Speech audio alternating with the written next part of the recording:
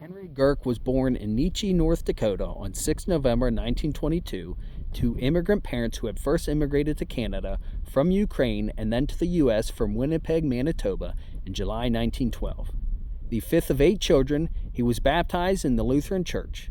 After graduation from high school in 1940, he entered the Civilian Conservation Corps in July and was stationed in Larimore until his enlistment in the Marine Corps on 15 April 1942.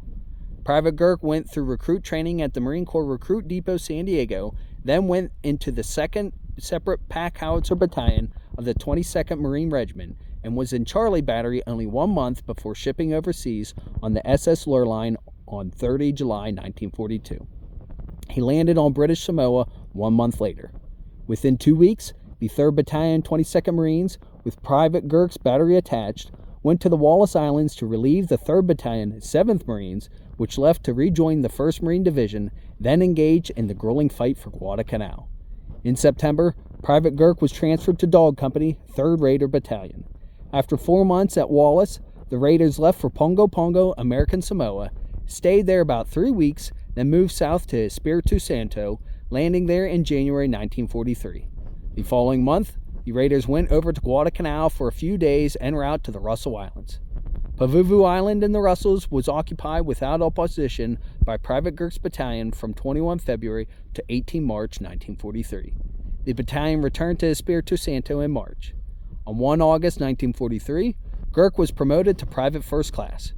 Transferred to Mike Company, 3rd Raider Battalion, 2nd Raider Regiment of the 1st Marine Amphibious Corps in June. PFC Girk was on New Caledonia in October and finally met the enemy at Bougainville in November. PFC Girk was in a shallow 2-man forecastle with a fellow Marine, a Browning automatic rifleman, around dawn of 9 November 1943, delivering a fierce stream of fire against the advancing Japanese. PFC Girk roughly thrust his companion aside when a Japanese grenade landed in their forecastle and threw himself on the deadly missile. For his unswerving devotion to duty and uncommon valor in the face of the enemy, he was posthumously awarded the Medal of Honor. The medal was presented to his parents at ceremonies in the Navy Department on 31 May 1944 by the Assistant Secretary of the Navy. In 1945, PFC Girk's mother, Mrs. Julius Girk, sponsored the destroyer USS Girk DD-783 that was named in honor of her son.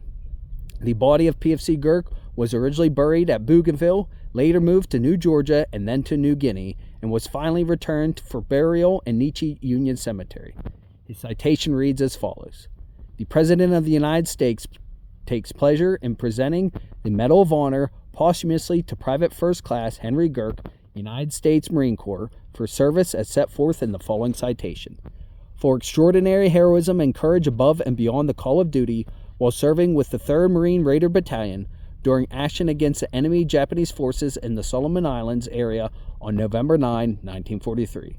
While his platoon was engaged in the defense of a vital roadblock near Empress Augusta Bay on Bougainville Island, Private First Class Girk, in company with another Marine, was delivering a fierce stream of fire against the main vanguard of the Japanese.